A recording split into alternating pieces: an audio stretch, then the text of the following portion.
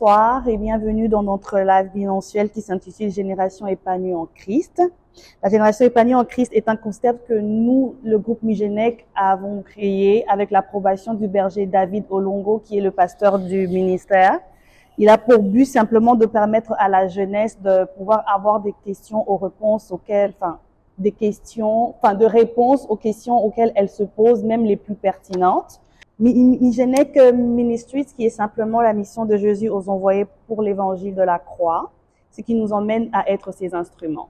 Donc ce soir, nous sommes avec le berger David Olongo, qui est le pasteur principal du Migenec, et avec le frère Jérémy. Nous allons passer un temps de partage qui va nous permettre d'avoir des réponses à nos questions et aussi d'être édifiés par rapport à la parole de Dieu. Bonsoir, berger David. Bonsoir, sœur Grâce, ça va bien et vous? Je vais bien, merci. Frère Jérémy, comment vous allez? Je vais bien, merci. Donc, comme je le disais, nous sommes là aujourd'hui pour partager, apprendre et être édifiés par rapport aux questions que nous, les jeunes, nous posons, savoir ce qui est bien et ce qui n'est pas bien. Donc, je vais vous donner la parole aujourd'hui pour nous enseigner sur ce que nous cherchons à apprendre sur la parole de Dieu. Donc, aujourd'hui, le thème est la jeunesse chrétienne face au siècle présent. Donc, nous sommes en présence du berger David qui va pouvoir nous décortiquer cela, nous expliquer un peu plus sur le sujet et nous allons pouvoir avancer par rapport à cela. Donc, ça va être à vous, berger David. Merci beaucoup, sœur Grâce. Et nous vous saluons au nom de Jésus-Christ, vous qui nous suivez, ou qui nous suivra du moins un peu plus tard. Donc, le thème d'aujourd'hui, nous allons parler de la jeunesse chrétienne face au siècle présent. Déjà, nous devons comprendre c'est quoi le siècle présent. Et pour cela, nous devons expliquer les siècles présents, les choses qui accompagnent ces siècles présents. Et ensuite, nous allons faire face à notre thème d'aujourd'hui qui parle en fait des réalités que le siècle de la jeunesse fait face au siècle présent. Amen. Donc je vais nous proposer un verset biblique. Nous allons déjà prendre Apocalypse 1, le verset 19 au verset 20. On peut lire ça rapidement avec moi. La Bible dit: écris donc ce que tu as vu, ce qui est et ce qui va arriver ensuite. Mais d'abord, voici quel est le secret de cette étoile que tu as vue dans ma main droite. Les 7 chandeliers d'or, les 7 étoiles sont les anges, oui. Les 7 églises et les 7 chandeliers sont les 7 églises. Amen. Et lorsque nous prenons Apocalypse 3, les versets 15 au verset 17, la Bible est en train de dire: je connais ta conduite. Je suis dans la version Bible du Semeur. La Bible dit: je connais ta conduite et je sais que tu es ni chaud, ni bouillant, ni froid, ni bouillant. Ah, si seulement tu étais froid ou bouillant, mais puisque tu es tiède, puisque tu es ni froid ni bouillant, je te vomirai de ma bouche. Tu dis: je suis riche, j'ai amassé des trésors, je n'ai besoin de rien. Et tu ne te rends pas compte que tu es misérable et pitoyable, que tu prouves que tu es pauvre, aveugle et nu. Amen. Amen. Parole du Seigneur. Donc déjà, nous devons savoir que l'église de Laodicée, dont on parle ici, dans Apocalypse, comme nous venons de le lire, correspond au fait au siècle présent, à notre génération, tout simplement. Et cet âge, en fait, cette église, ou cet âge, si je veux dire ça comme ça, ce siècle-là, a commencé à peu près au début des années 1906, en 1906. Et c'était au début du XXe siècle, selon l'histoire de la Bible. Et cette église, en fait, faisait référence à la ville de Laodicée, qui, cette ville, avait quelques, quelques points caractéristiques qui étaient à l'encontre de la parole de Dieu. Et si l'ange de la Bible est en train de comparer la génération actuelle à l'église de Laodicée, c'est par rapport aux abominations et quelques caractéristiques mondaines qui étaient exactement dans cette époque-là. Donc, comme nous pouvons le constater, le siècle présent est appelé Laodicée par rapport aux mauvaises choses qui se passent dans cette génération. Amen. Or, selon ces siècles, nous remarquons déjà une chose. et selon que nous venons de lire dans la parole de Dieu, nous pouvons noter quelques points essentiels que nous avons remarqués. Le premier point essentiel que nous allons noter ici est que premièrement, Jésus se trouve en dehors de notre vie. Nous vivons une génération où Jésus est en dehors dans la vie des chrétiens. Comment nous nous sommes débrouillés de les faire retrouver dehors pour que lui puisse frapper à notre porte et que nous puissions l'ouvrir et qu'il rentre de nouveau. Donc, nous vivons une génération où Jésus-Christ est en dehors dans la vie de plusieurs personnes. Deuxième chose que nous remarquons est que dans cette génération, nous avons un vrai problème avec la crise d'identité. C'est-à-dire qu'aujourd'hui, on ne sait pas situer qui est chrétien et qui ne l'est pas. Et souvent, nous voyons qu'il y a vraiment une forme de mélange entre des chrétiens et des païens. Voilà pourquoi la Bible est en train de dire « tu es ni chaud ni bouillant ». Donc, quelqu'un qui est ni chaud ni bouillant, c'est quelqu'un déjà qui n'a pas une position fixe. Donc, quelqu'un qui souffre d'une crise d'identité. Et c'est l'une des caractéristiques que nous voyons dans cette génération où plusieurs croyants souffrent d'une crise d'identité. Et c'est là même dans la vie des païens qui souffrent d'une crise d'identité. Et la troisième des choses que nous pouvons remarquer, c'est qu'il y a comme une forme d'ignorance. La Bible dit ainsi parce que tu crois que tu es riche, ainsi parce que tu ne sais pas que tu es pauvre, nu et misérable. C'est-à-dire que la génération actuelle souffre d'un problème d'ignorance. Nous pensons déjà devenir, mais nous ne sommes pas en réalité. Nous croyons que nous sommes, mais en réalité, nous ne le sommes pas. Amen. Alors, vous comprenez avec moi que nous vivons une génération qui est sombre, où les mœurs sont dépravées, où la discrétion n'est plus notre point fort, où une génération où la virtualité a plus d'espace que la réalité. Amen. Aujourd'hui, une personne est plus inquiète, on va remarquer, une personne est plus inquiète sur les nombres des abonnés, par exemple, et par rapport aux réalités de sa propre vie. Certains péchés, je dirais, on vit les jours exactement dans notre génération, alors qu'à l'époque, il n'y en avait pas. À l'époque de nos parents, on ne voyait pas ces péchés-là, mais aujourd'hui, le péché est devenu modernisé. Amen. Et le siècle présent est un siècle qui est vraiment dominé par le virtuel, le sexe, la dépravation, etc. Et en tant que jeunes chrétiens, nous nous retrouvons souvent confrontés à certaines réalités de ce siècle et trop souvent, nous ne savons pas comment sortir de ces réalités. Amen. On ne sait pas comment sortir de ces réalités.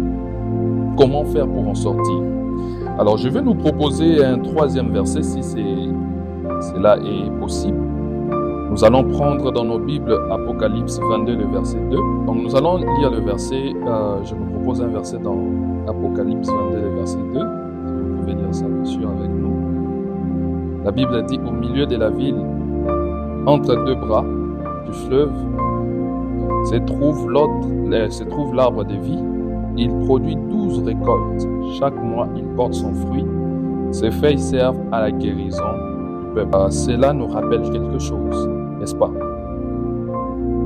Puisque cette génération est vraiment frappée par l'ignorance qui est un point capital, vous allez remarquer que dans cette génération, beaucoup de jeunes ont des questions qui n'arrivent pas à répondre.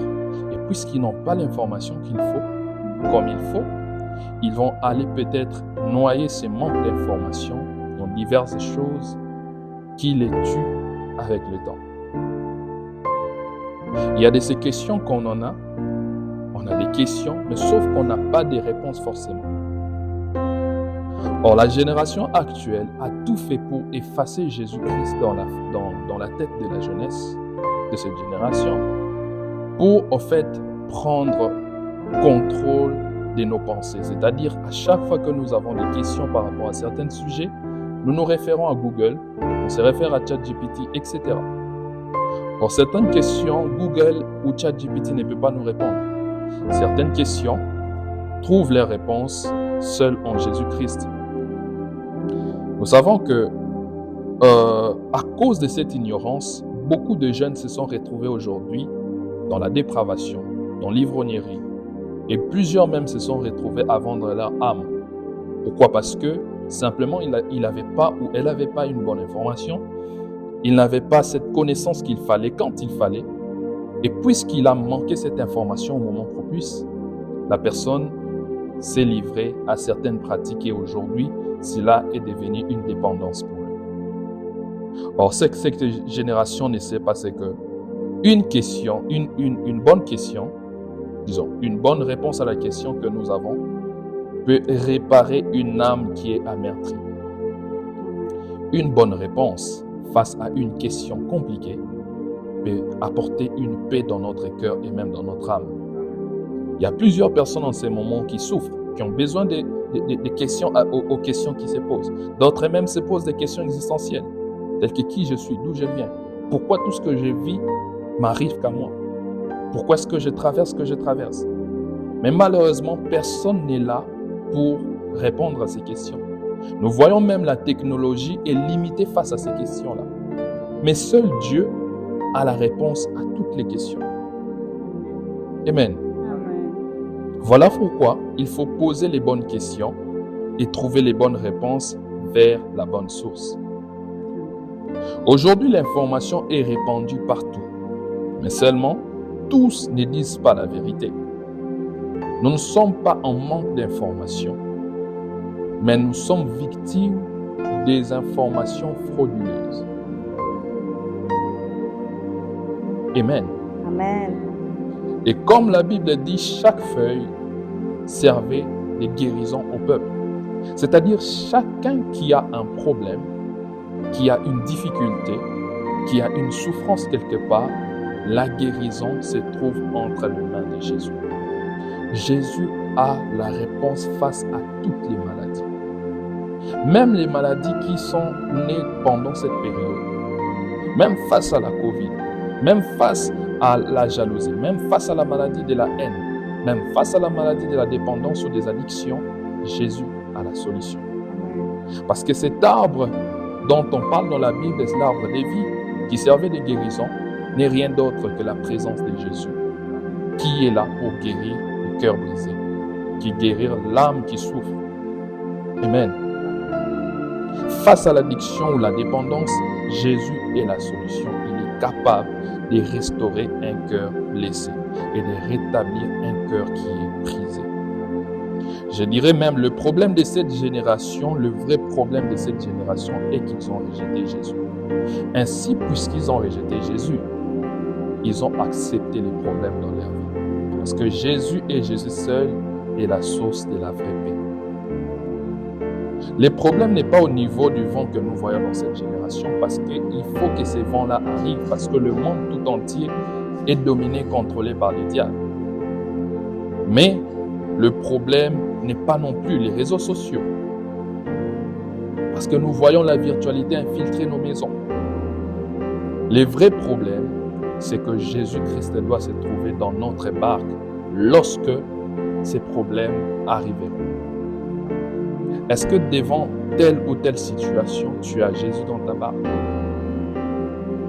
Le fait que Jésus ne soit pas dans ta barque, tu es en train de porter avec toi un fardeau.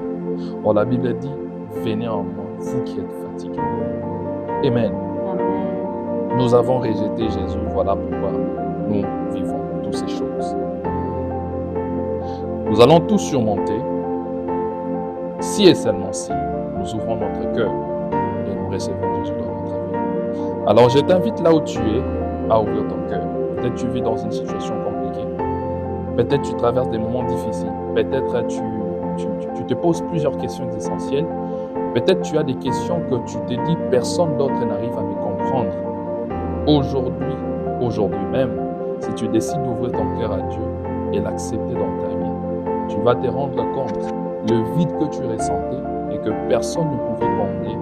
Dieu est en mesure de le combler. Pas l'argent, pas la drogue, pas l'alcool, pas le sexe, pas l'ivrognerie. Jésus et Jésus seul est capable de combler les vides qui se trouvent dans ton cœur. Alors là où tu es, je t'inviterai, que tu sois jeune, petit, enfant, vieux, grand, peu importe ce que tu as fait, aujourd'hui, si tu prends la décision de venir à Jésus, tu vas trouver la solution à tes problèmes. Donc je vous inviterai là où vous êtes à la maison, peu importe où vous nous suivez. Si vous n'avez pas encore reçu Jésus dans votre vie, c'est vrai que vous avez entendu parler de lui, mais vous ne savez pas comment venir envers lui. C'est très simple. Là où tu es, tu vas simplement faire cette prière avec moi. Tu vas faire cette prière avec moi. Elle est très simple, elle n'est pas compliquée. Seigneur Jésus, j'ai entendu ta voix. Je reconnais mes erreurs. Je reconnais que Christ est mort à la croix pour moi. Je reconnais que je vivais dans le péché. Et aujourd'hui, j'ai pris la décision d'abandonner les péchés et de te suivre et de faire de toi mon Seigneur et mon Sauveur. Merci de pardonner mes péchés. Merci de mourir à la croix pour moi. Merci de me donner une nouvelle vie. Au nom puissant de Jésus, nous avons ainsi prié en disant Amen. Amen. À partir de cet instant, Christ vient dans ta vie. Et si vous êtes là, vous avez besoin de prières, vous avez besoin de soutien, contactez-nous, écrivez-nous, joignez-vous à nous. Nous allons vous aider, nous allons vous accompagner. Vous avez besoin de prières, besoin d'intercession. On est là pour vous. Nous sommes une génération épanouie en Christ. L'épanouissement n'est pas que dans le monde. En Jésus également, nous sommes épanouis et nous sommes libres. Que Dieu vous bénisse. Chers frères et sœurs, je vous remercie d'avoir pris de votre temps pour de nous avoir écoutés, de nous avoir accordé de votre temps. Nous vous donnons rendez-vous à chaque 2 semaines car notre émission est bimensuelle, donc ça sera à chaque 2 lundis du mois. Et pendant ce temps-là, n'oubliez pas de garder en tête que Dieu nous aime tous autant que nous sommes, que Dieu ne juge pas, que Dieu vous attend à bras ouverts. Donc vous pouvez vous joindre à nous chaque vendredi. Nous donnons nos cultes à Laval sur le 2475 boulevard Saint-Martin-Est. Et vous pouvez aussi nous suivre sur nos différents réseaux sociaux qui est migenec.ca, de même que TikTok et Facebook.